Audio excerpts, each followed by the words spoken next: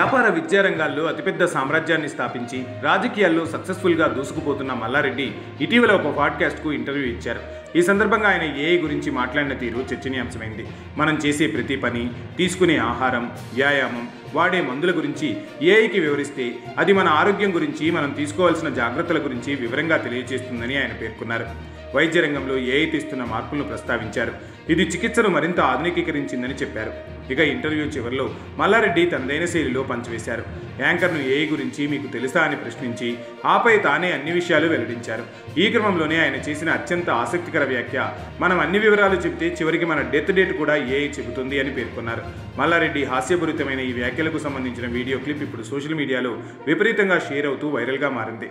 మల్లారెడ్డి ఇంటర్వ్యూపై నెటిజన్లు తమదైన శైలిలో స్పందించారు.